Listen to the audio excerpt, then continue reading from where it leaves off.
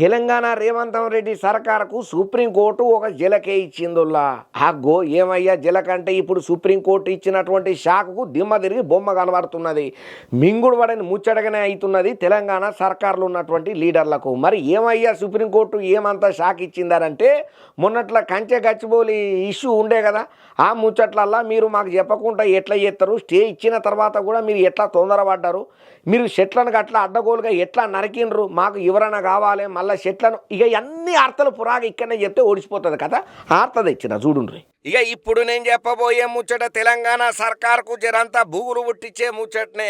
ఈ మాట అయినటువంటి తెలంగాణ సర్కారు ఒక ఇంత శాఖలో ఉన్నా కూడా పెద్ద ఆశ్చర్యపోవాల్సిన ముచ్చటే లేదని అంటున్నారయ్యా ఈ ఆర్త తెలిసిన ప్రతి ఒక్కరు. ఆగో మరి ఏమయ్యా గంతగనము తెలంగాణ సర్కార్కు షాక్ ఇచ్చే ముచ్చటనంటే, ఇక కంచె గచ్చిబౌలి భూముల విషయంలో తెలంగాణ సర్కార్కు సుప్రీంకోర్టులో సుక్కు ఎదురైందయ్యా. యూనివర్సిటీలల్లో చెట్లు నరకొద్దనుకుంటా సుప్రీంకోర్టు ఇచ్చిన స్టే ఆర్డర్ను కొనసాగన చేస్తున్నట్టుగా సుప్రీంకోర్టు క్లియర్ కట్ గా చెప్పుకుంటా వచ్చింది. గతంలో ఇదించినటువంటి స్టేటస్ కోను కొనసాగన చేస్తున్నట్టుగా చెప్పుకుంటా వచ్చింది. తదుపరి విచారణను వచ్చే నెల 15కు వాయిదా వేసుకుంటా వచ్చింది. ఇక 100 ఎకరాలలో చెట్లు నరకడం మీద సుప్రీంకోర్టు మత్తు గరం మీద గరమైంది తెలంగాణ సర్కార్ మీద. చెట్లు నరికేతందుకు ఎవరు మీకు అనుమతి ఇచ్చిండ్రయ్యా అని తెలంగాణ సిఎస్ ను కోర్టు ఎదురు ప్రశ్నించింది. అనుమతి లేకుండా చెట్లు నరుకుతారా? అయినా అనుమతి లేకుండా మీరు ఎట్లా చెట్లు నరుకుతారయ్యా?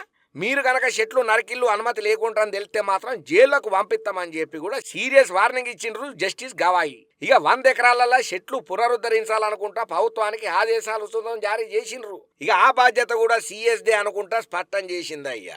తెలంగాణ సిఎస్ జైలుకు పోకుండా కాపాడాలని అనుకుంటే 100 ఎకరాలలో చెట్లును ఎట్లా పునరుద్ధరిస్తారో వెంటనే ఎవరైనా ఇయ్యాలనుకుంటా కూడా చెప్పుకుంటా వచ్చింది సుప్రీంకోర్టు. ఇక ఈ వ్యవహారంలో తెలంగాణ ప్రభుత్వం తనను తాను సమర్థించుకోకుండా చెట్ల పునరుద్ధరణకు ప్రణాళిక సిద్ధం చేయాలని చెప్పి ఆదేశాలను సుతం గట్టిగానే జారీ చేసింది. ఏదేమైనా కూడా ఇక గత కొంతకాలం నుంచి గచ్చిబౌలి భూముల వివాదం ఏదైతే ఉన్నదో పెద్ద రసాభాసగా దారితీస్తున్నది. దీని మీద పెద్దోళ్ళు గట్టిగానే రియాక్ట్ అయినరు. సెలబ్రిటీలు కూడా కౌంటర్లు కామెంట్లతోని సోషల్ మీడియాను షేక్ చేసిండ్రన్న మాటలు మనం గట్టిగానే విన్నాం కదా. మరి ఇప్పుడు సుప్రీంకోర్టు ఇచ్చినటువంటి వార్నింగ్ కు తెలంగాణ సర్కార్ ఎట్లా రియాక్ట్ అవుతుందో, ఏ దిశగా సమస్య పరిష్కారానికి సొల్యూషన్ చూపెడుతుందో మనకు మాత్రమేం తెలుసు, చూద్దాం.